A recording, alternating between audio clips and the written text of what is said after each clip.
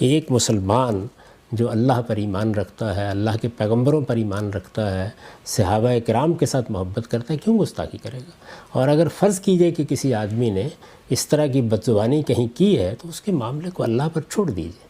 حیران رہ جائیں گے کہ ایک طرف ایسے گاندھی جیسے سہولت کار اور شامی صاحب تو مخلص بندے ہیں بہرحال، لیکن وہ اس پراپوگنڈے سے متاثر ہوئے اور انہوں نے بڑی غلط گفتگو کی۔ مرزا جہلمی صاحب کا کل ایک بیان سامنے آیا جس نے پاکستان کی مسیحی کمیونٹی کے اندر اور پاکستان میں رہنے والے عیسائیوں کے اندر ایک خوف کی فضا پیدا کر دی کہ یہ شخص گرفتار ہوا ہے، قانون کے راستے سے ہر کام ہوگا۔ دو چیزوں کا بہت زیادہ خیال کرنا ضروری ہے۔ نمبر ایک، توہین رسالت کے کیس میں اس بات کی وضاحت ضروری ہے کہ توہین کی ڈیفینیشن ہے کیا؟ نہیں، وہ نبی اسلام کے بارے میں بھی یہ عقیدہ ہے اور مناظروں میں انہوں نے بولا ہوا ہے، کتابوں میں لکھا ہوا ہے باقاعدہ۔ بسم اللہ الرحمن الرحیم، السلام علیکم، میں ہوں جلیل خان قریشی، آپ دیکھ رہے ہیں میرا یوٹیوب چینل۔ انجینئر محمد علی مرزا صاحب کے حوالے سے ایک اہم ترین خبر آئی ہے، باقاعدہ ان کے اوپر 295C کی FIR کٹ گئی ہے۔ اس سے پہلے ان کو حراست میں لیا گیا تھا۔ ان کے جو فالورز تھے یا جو ان کے باقی پیچھے لوگ تھے وہ یہ کہہ رہے تھے کہ ان کو حراست میں اس وجہ سے لیا گیا ہے کیونکہ ان کی جان کو خطرہ ہے، ان کو ایک پروٹیکشن دی گئی ہے۔ اب ان کے اوپر باقاعدہ 295C یعنی توہین رسالت کی ایک FIR بھی درج ہو چکی ہے۔ اب اس FIR کا کیا بنے گا، کیا حساب کتاب ہوگا اور یہ کس نے درج کروائی ہے، اس کے اوپر گفتگو کرتے ہیں۔ اور اس کے علاوہ ویڈیو کا اگلا پارٹ ڈکی بھائی کے حوالے سے ہوگا۔ ڈکی بھائی کے حوالے سے بھی کچھ اہم ترین ڈیولپمنٹ سامنے آئی ہے۔ کچھ نئے اکاؤنٹ فریز کیے گئے ہیں اور جو پچھلے اکاؤنٹ ہیں ان میں کچھ جانچ پڑتال سامنے آئی ہے اور یہ کیا بنا ہے وہ بھی میں آپ کے سامنے رکھوں گا۔ شروع کرتے ہیں انجینئر محمد علی مرزا صاحب کے حوالے سے۔ انجینئر میں نے کل مکمل ایک ویڈیو رکھی تھی آپ کے سامنے کہ ان کو کس بنیاد کے اوپر گرفتار کیا گیا، یعنی الزام ان کے اوپر کون سا تھا۔ الزام میں مختصراً آپ کو یہ بتا دیتا ہوں، ان کے اوپر صرف یہی تھا کہ انہوں نے یہ بیسیکلی الزام انہوں نے کرسچن کے اوپر جو مسیحی برادری ہے ان کے اوپر لگایا تھا کہ مسیحی برادری، کرسچن کمیونٹی ہمارے رسول حضرت محمد صلی اللہ علیہ وآلہ وسلم کے بارے میں ایک لفظ انہوں نے استعمال کیا، میں خود یہاں پہ استعمال نہیں کرنا چاہتا، نعوذ باللہ بن ذالک۔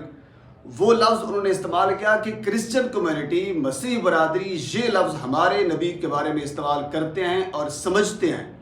اس کے بعد انہوں نے یہ آگے یہ کہا کہ پھر بھی ہمیں یہ اجازت ہے کہ ہم ان کی بچی سے شادی کر سکتے ہیں، ہمیں ان سے شادی کرنے کی اجازت بھی ہے، حالانکہ ہمیں ہمارے نبی کے بارے میں وہ یہ سمجھتے ہیں، یہ وہ عقیدہ رکھتے ہیں، کتابوں کے اندر لکھا ہوا ہے وغیرہ وغیرہ، یہ انہوں نے گفتگو کی۔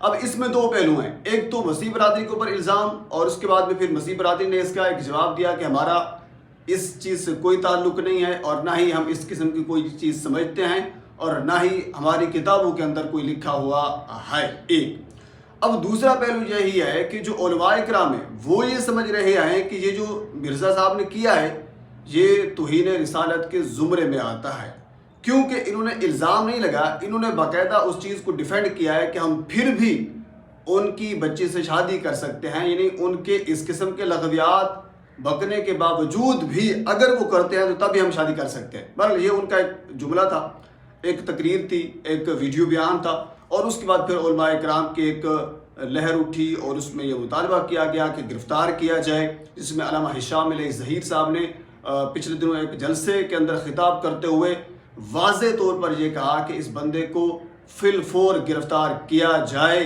اور اس کے بعد پھر گرفتاری بھی عمل میں آ گئی۔ ہمیں یہ پہلے ہی بتایا گیا کہ 3 MPO کے تحت ان کو گرفتار کیا گیا، اور ان کی جو اکیڈمی کے لوگ ہیں، جو ان کے گرد و نواح کے لوگ ہیں، وہ یہ بتا رہے تھے کہ مرزا صاحب کو کیونکہ ان کو پروٹیکشن دینی تھی، ان کی جان کو خطرہ تھا، تو حکومتی جو ریاستی ادارے ہیں انہوں نے ان کو اپنی تحویل میں لیا ہے تاکہ کوئی اس قسم کا معاملہ نہ ہو سکے۔ لیکن اب صورتحال یہ ہے کہ اب انجینئر محمد علی مرزا صاحب کے اوپر 295C جو کہ توہین رسالت کا ایک سنگین ترین جرم ہوتا ہے، سنگین ترین اس کی سزا ہوتی ہے، وہ مقدمہ درج ہو چکا ہے۔ اب اس مقدمے کا کیا بنے گا وہ تو بعد کی بات ہے، پہلے آپ کے سامنے میں یہ رکھ دیتا ہوں کہ یہ کس نے درخواست دی ہے۔ درخواست گزار اس کے اندر یہ موقف اپناتا ہے کہ 24 اگست کو میں نے ایک ویڈیو دیکھی اور اس ویڈیو کے اندر توہین رسالت کی گئی تھی، یعنی درخواست دی گئی اور اس کے بعد پھر مقدمہ درج کیا گیا۔ عمیر علی قادری یہ اہل سنت عالمی تنظیم اہل سنت جو ہے یہ ان کے ایک رکن ہیں اور یہ شورا کے ممبر بھی ہیں۔ پیر افضل قادری صاحب جو تحریک لبیک کے پہلے رکن ہوا کرتے تھے، یہ ان کے مرکزی امیر تھے۔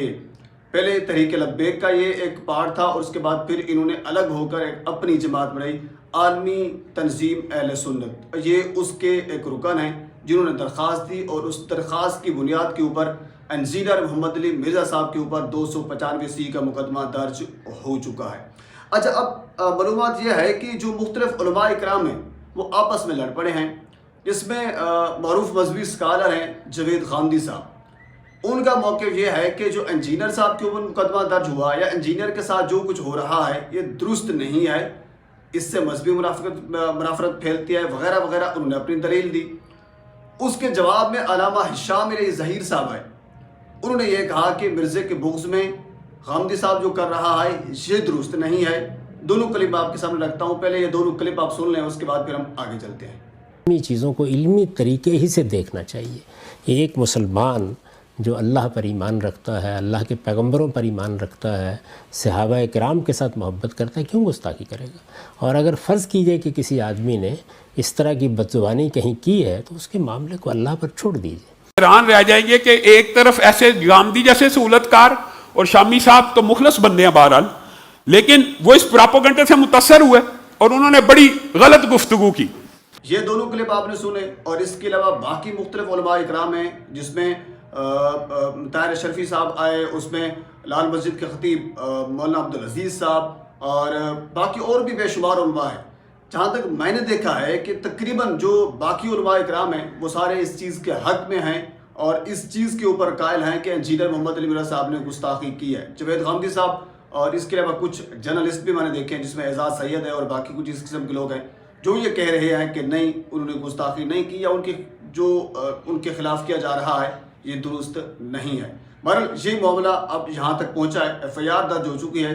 اب آگے دیکھتے ہیں کہ ان کی جو لیگل ٹیم ہے وہ کیا کرتی ہے، کب ان کو عدالت کے اندر پیش کیا جاتا ہے، اور اس کے بعد پھر آگے کیا بنتا ہے، دلائل کیا دیا جاتے ہیں، اور اس کے بعد پھر عدالت کیا فیصلہ کرتی ہے، یہ تو پھر عدالت کے اندر طے ہوگا۔ بہرحال یہ انجینئر صاحب والا معاملہ یہاں تک پہنچا۔ اب اگلی جو خبر ہے وہ ہے ڈکی بھائی کے حوالے سے۔ ڈکی بھائی کے حوالے سے پہلی خبر آپ کو یاد ہوگا میں نے دی تھی، کیونکہ کل اب ان کی 11 روز کا جو جسمانی ریمانڈ ہے وہ مکمل ہو چکا ہے۔ کل ان کو دوبارہ عدالت کے اندر پیش کیا جائے گا۔ عدالت سے براہ راست جو بھی ڈیولپمنٹ ہوگی وہ بھی میں آپ کے سامنے رکھوں گا، لیکن جو اب تک کی ڈیولپمنٹ وہ یہ ہے کہ ایک تو جو پہلے ان کے جو بائنانس کا اکاؤنٹ تھا جس کے اندر تقریباً 9 سے 10 کروڑ روپے تھا پاکستانی، اس کو فریز کیا گیا تھا۔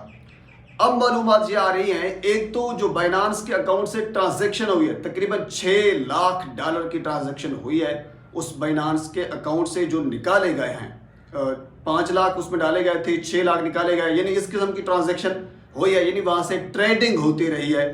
اب ان اکاؤنٹ کو باقاعدہ NCCIA فرنزک کروا رہا ہے الگ الگ ٹرانزیکشن کی، کہ یہ کیوں ہوئی، کہاں سے ہوئی، کس نے پیسے بھیجے، کہاں سے نکلوائے گئے، کیا حساب کتاب ہے، اس باقاعدہ اس ساری جو ٹرانزیکشن ہوئی ہیں الگ الگ کی ایک کی فرنزک کروا رہا ہے۔ اب فرنزک کروانے کے بعد اب ہو سکتا ہے، جو مجھے لگ رہا ہے کل کی پیشی کے اندر بھی یہی کہا جائے گا کہ ہم نے اکاؤنٹ کی ٹرانزیکشن کروانی ہے، یہ کروانا ہے، وہ کروانا ہے، ہمیں ریمانڈ مزید دیا جائے، یہ ٹیکسک جو ہے وہ استعمال کیے جائیں گے۔ بہرحال اس کے علاوہ اب اگلی ڈیولپمنٹ یہ بھی ہے کہ ڈکی بھائی کے جو اپنے پرسنل اکاؤنٹ تھے، ان کا اپنا حبیب بینک میں اکاؤنٹ تھا اور باقی ان کی فیملیز کے جو اکاؤنٹ تھے، تمام تر اکاؤنٹس کو فریز کر دیا گیا ہے، اور اطلاعات کے مطابق لاکھوں روپے بلکہ کروڑوں روپے جو کہا جا رہا ہے وہ ان کے اپنے ذاتی جو اکاؤنٹس ہیں ان کے اکاؤنٹس میں بھی موجود تھے۔ ان تمام اکاؤنٹس کو فریز کر دیا گیا ہے۔ اب ڈیولپمنٹ یہ ہے، اب واضح لگ رہا ہے کہ یہ جو معاملہ ہے یہ منی لانڈرنگ کی طرف لے کر جا رہے ہیں، اور منی لانڈرنگ کی طرف لے کر جانے کے لیے تمام تر چیزوں کی فرنزک ہوگی، اور فرنزک کروانے کے لیے ان کو کم از کم 1 مہینے کا ٹائم لگ سکتا ہے۔ اب یہ چیز استعمال کی جائے گی، جو مجھے لگتا ہے کل والی پیشی کے اندر کہ عدالت کو یہ پرسو کرنے کی کوشش کی جائے گی کہ ہمیں مزید ٹائم دیا جائے، کیونکہ ہم نے اکاؤنٹ کی فرنزک کروانا ہے اور بہت سی چیزیں اور بھی ہم نے ریکور کرنی ہے وغیرہ وغیرہ، جو مجھے لگ رہا ہے۔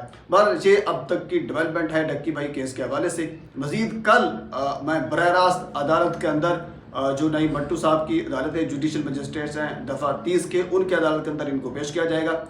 क्या कुछ सामने आता है, क्या फैसला सामने आता है, FIA क्या तफ्तीश करके पेश करता है, आगे जज साहब क्या कहते हैं, जो कुछ भी होगा मैं आपके सामने रखूँगा। एक मरतबा आपसे गुजारिश है मेरे चैनल को सब्सक्राइब कर दें ताकि आने वाली हर इंफॉर्मेटिव वीडियो आप तक पहुँच सके। अल्लाह हाफिज़।